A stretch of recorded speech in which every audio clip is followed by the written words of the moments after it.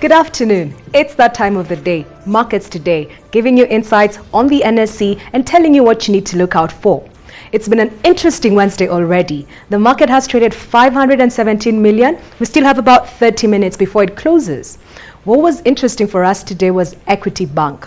421 million in turnover, 10 million shares traded at 40.5 shillings over the day. All of this interesting activity that was happening was foreign, a foreign buyer, a foreign seller. One of the local top brokers was able to facilitate this trade. It looks like it was pre-arranged, but the fact that it has actually surpassed 40 shilling mark actually makes us wonder, is there anything that we are missing out? George, is there any interesting stories? Have you had any numbers coming out there in terms of second half? Is there anything that could keep pushing the price over the 40 shilling mark?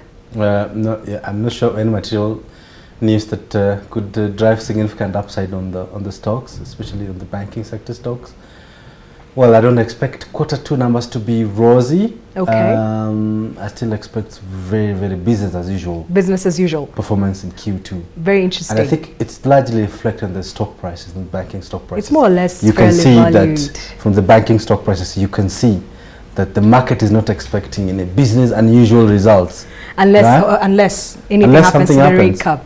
But don't you remember, last week we did have an intense conversation on banks. Yeah. And what we said in terms of your trading strategy, book closure had already happened. We'd got into a floor, at least for the quarter that had happened. And we saw the stocks at about 38, 37, equity and KCB. Yeah. Now we're sort of seeing people coming back and maybe taking that trading strategy and picking up the stocks at about 1.6 times book, because last week it actually offered value. At 40 shillings, it goes closer to 1.8 times book. Do you think there's actually still more value, any more upside on this name?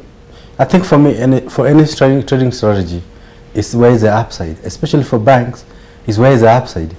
I'm struggling to put my fingers on a growth story and a strong upside story. Exactly. I just don't see it. Unless you only short stocks. Yes. Okay, which makes a very good investment case.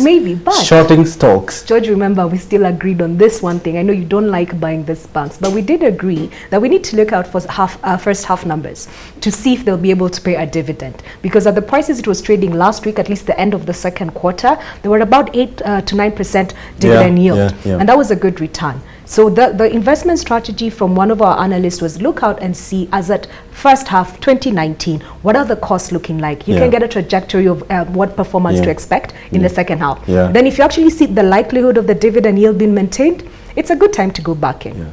I think I'm not very bullish on the dividend yield this year, specifically because I think banks need more capital. And I know there's some banks that usually give half-year interim dividends. And topping the list is always Standard Chartered always gives Standard Chartered and Barclays and Barclays usually. No, but Barclays is going to be eroded largely because of the Barclays. I would be surprised if they give an interim dividend because they need more money for the rebranding to outside. It pays already they've spent 200 million shillings. Very expensive to go. If you annualize that, they need about $10 million to fully rebrand next year. I would be surprised if they give an interim dividend. Okay. Yeah. I like that you're saying go short on the banks. Go short. The derivatives are going live tomorrow. We certainly will be having a live stream on that and giving you much more insights in terms of what opportunities are available for you.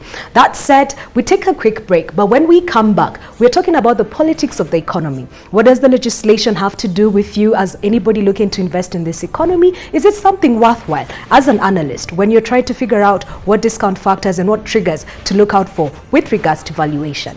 To help us take this deep dive is Mr. Gumi from Africa Practice. He's a senior associate at that company. Don't go anywhere. We'll be back shortly.